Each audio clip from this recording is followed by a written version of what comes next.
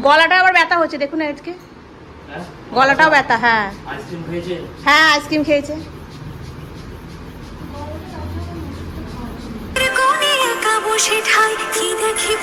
Good morning বন্ধুরা, কেমন আছো তোমরা সবাই? আশা করছি তোমরা সকলেই খুব ভালো আছো, আমিও বেশ ভালো আছি।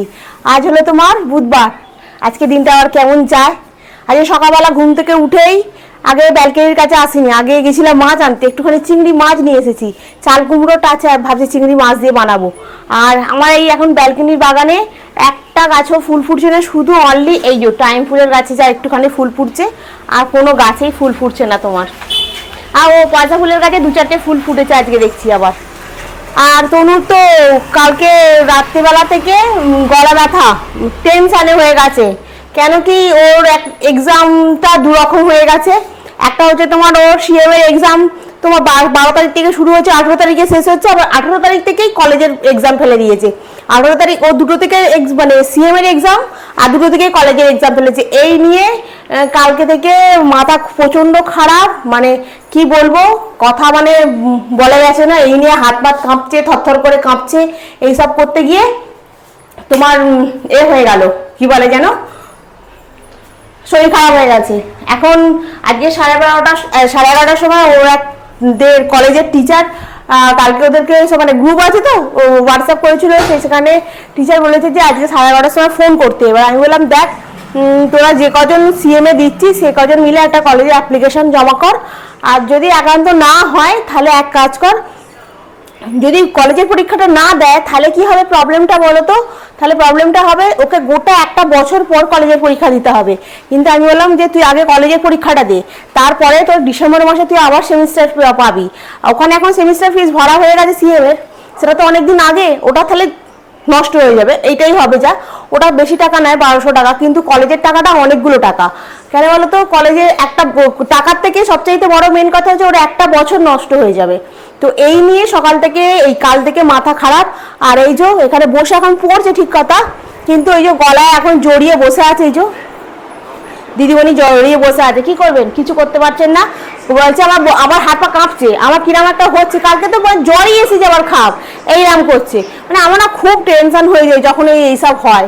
আমি ওকে বারণ করেছিলাম যে দেখ আগে গ্র্যাজুয়েশনটা কমপ্লিট কর, ডিসেম্বরে গিয়ে পরীক্ষা দিবি না। আমার বন্ধুরা যদি সবাই দিয়ে দেয় আমি পিছনে পড়ে থাকবো, ওরা পাস করে যাবে, আমি করবো না, আমার তো মনটা খারাপ হয়ে যাবে।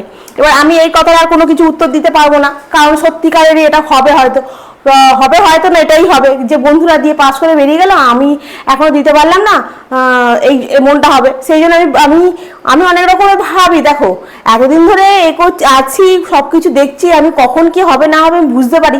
ওই জন্যই বলি, তোকে বললাম যে দেখলি তো। তারপরে কালকে আমাকে একটু রাগও দেখাচ্ছিল।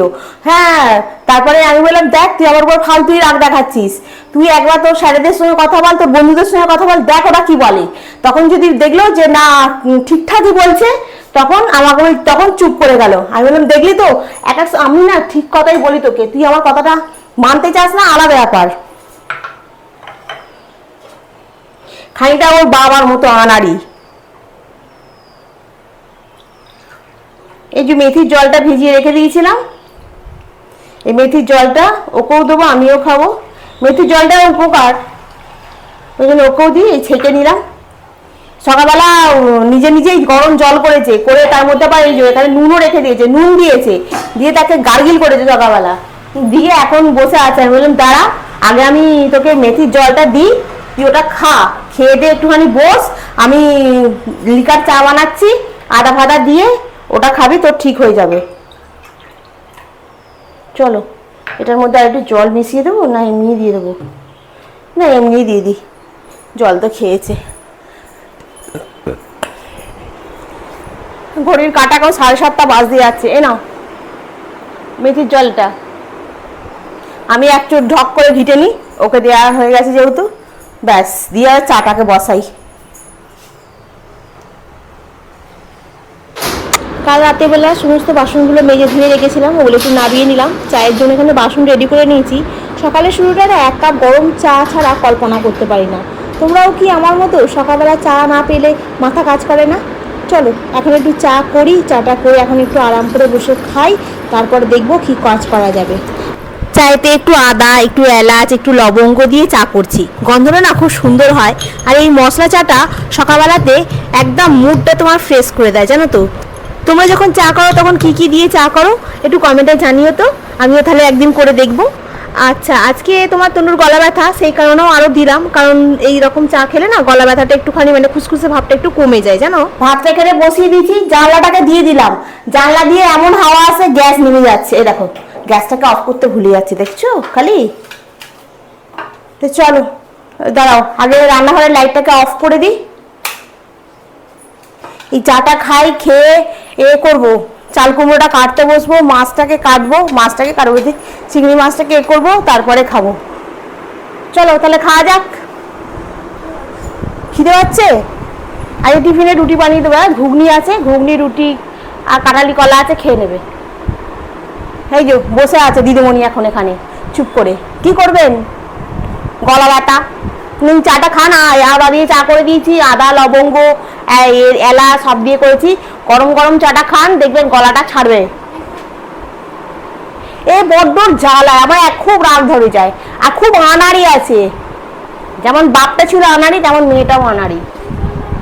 কালকে থেকে এত মানে চিন্তা করেছে, মানে বলার মতো না। হ্যাঁ, অমনি আমি চিন্তাটা দিয়ে দিলাম। আমি তো কলেজে সিও না, আমি বললাম যে চল আমি আজকে তো করে দিচ্ছি, পাল্টে দিচ্ছি। আমি তো তোকে তো ভালো করে বললাম, তুই কি করলি? ঝগড়া করিনি, আমি তোকে বুঝিয়ে বলার চেষ্টা করছিলাম, তুই সমানে অবুঝের মতো কাজ করে যাচ্ছিস। আমি ওকে বললাম প্রথমে যে ভাষা তুই গ্রাজুয়েশনটা করে নে, না আমার এতে এই হয়ে যাবে, আমার ওই হয়ে যাবে। বয়সটা দেখতে হবে, সময় দেখতে, যেটা মা বলবে সেটা শুনবে না, যেটা বাইরের লোক বলবে তখন সেটা ওর উপকারে লেগে যাবে। এরমই হয়, ঘরের লোকের কথা মানে তেতো লাগে, বাইরের লোকের কথাটা মিষ্টি লাগে বেশি। ফ্রিজেতে তোমার এখন আছে চাল কুমড়োটা আছে, চাল কুমড়োটা নিয়ে এসেছে, অনেকগুলো দিন হয়ে গেছে। আর বাজার বলতে সেরাম নেই, একটু আম আছে আর দুটো পটল পড়ে আছে, ঢেঁড়সটাও পড়ে আছে। দেখো ঢেঁড়সটা কি করব, ঢেঁড়সটা সেদিনকে না নিলেই হতো। আসল কথা বৃষ্টির দিনে ওই কাকুটা ওরকম বয়স হয়ে গেছে তো বেরিয়েছে, দেখে মায়া লাগলো বলেই নিলাম। চলো এটাকে এখন কাটি, চিংড়ি মাছগুলো নিয়ে এসেছি ওগুলোকে বাছি। হ্যাঁ, রান্নাঘরের লাইটটা অফ করে দিয়েছি, রান্নাঘরের লাইটটা একটু জ্বালাই, নাহলে আবার অন্ধকারে দেখতে পাওয়া যাবে না, বাইরেটা একটু মেঘলা মেঘলা করে আছে। বাজার থেকে আর চিংড়ি মাছ এনেছি, ভাবলাম চাল কুমড়ো দিয়ে একদম ঘরোয়া স্টাইলে রান্না করি। চিংড়ি মাছ আর চাল কুমড়োর এই কম্বিনেশনটা না একদম সেই চাইল্ডহুড ফেভারিট।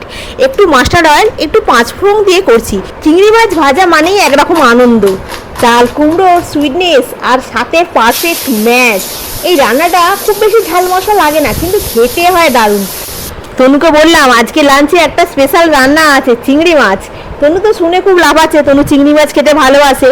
ও আর একটা জিনিস তোমাদের বলি, দেখো আমি চাল কুমড়োটাকে কীভাবে কাটলাম বলে তো, লম্বা করে, কারণ চাল কুমড়োটা না আরে কাটতে নেই, বলে নাকি চাল কুমড়ো বলিতে দেয়, সেই জন্য তোমার ওই চাল কুমড়ো রকম মানে আরে কাটতে নেই, ওই জন্য লম্বা করে কাটলাম। আর আমি এখন এখানে একটু জিরেটাকে ঢেলে দিচ্ছি, দেখি জিরেটা ফুরিয়ে গেছে, এমনি না জিরেটা একটু ঢেলে নিই। আর আজকে এখন তোমার এখানে দিলাম একটু পাঁচফোড়ন, একটু শুকনো লঙ্কা, একটুখানি ভাজা ভাজা হচ্ছে তো গন্ধ একদম মোমো করছে ও ঘরটা।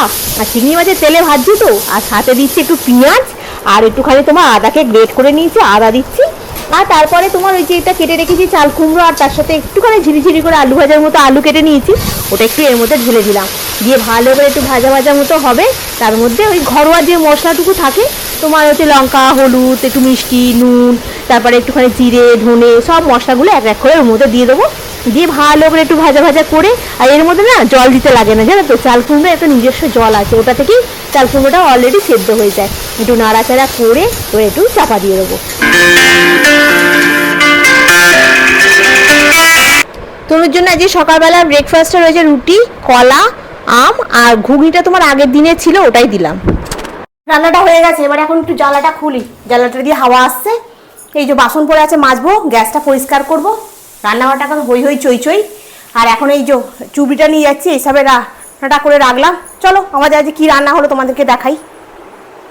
এই হচ্ছে আমার ওই চাল কুমড়ো তরকারি, এখনো ধোঁয়া বেরোচ্ছে, আর নিচে হচ্ছে তোমার ভাত রয়েছে, এটা গরম বলে এই এর উপরে চাপা দিয়ে রেখেছি, হাঁড়ির উপরে। আমাকে টিফিন টিপে গুছিয়ে দেবে। আর এই যে তোমার আমার রুটি আমার রেখে দিয়েছি এখানে। আজকে দই নেই, কারণ দইটা হয়ে গেছে, বীজটা হয়ে গেছে। ওই জন্য কালকে ভাবছিলাম আসার সময় নিয়ে আসবো, কিন্তু নিয়ে আসতে পারিনি। আজকে নিয়ে আসবো, নিয়ে আসলে কাজ থেকে দই বসবো। কালকে দুধটা ফ্রিজেতেই রাখা আছে। তো চলো এখন আমি কাজগুলো করি, ঝাঁট দিই, এখন অনেক কাজ আছে। অফিস থেকে যখন বাড়ি ফিরছিলাম, বাজারে এক দাদু না আম বিক্রি করছিল, জানো তো। আমাকে বললো, নে না মা, একবার খাইলেই আবার আইবি। আমি বললাম যে ঠিক আছে, তুমি যখন বললে একবার খাইলে আমি আবার আইবো, তাহলে দাও। সত্যি গো, আমটা খুব মিষ্টি। এবার যখন আম নেবো ওই দাদুর থেকেই নিয়ে আসবো। ডিভোর্সের পর লাইফে অনেক কিছু গেছে, কিন্তু এই ঝাঁটা তো গেল না। কিন্তু ঝাঁটা ধরি এখন শুধুমাত্র ঘরের জন্য, কারোর মাথায় নয়। বিয়ের সময় বলেছিল সুখে দুঃখে পাশে থাকবো, ঝাঁটা দেখেই পালাই গেছে। এখন আমার মুড খারাপ হলেই ঝাঁটা ধরি। গলাটা আবার ব্যথা হচ্ছে, দেখুন আজকে গলাটাও ব্যথা। হ্যাঁ হ্যাঁ, আইসক্রিম খেয়েছে।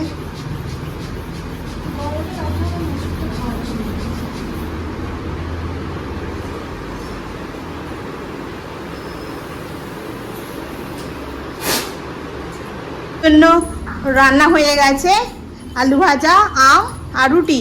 কান্তনুর ডিম খাওয়া বারণ, কান্তনুর অ্যালার্জি থেকে বেগুন, ডিম, চিংড়ি মাছ এগুলো সব খাওয়া তনুর এখন বারণ। আমি সকালবেলা চিংড়ি খেয়েছি।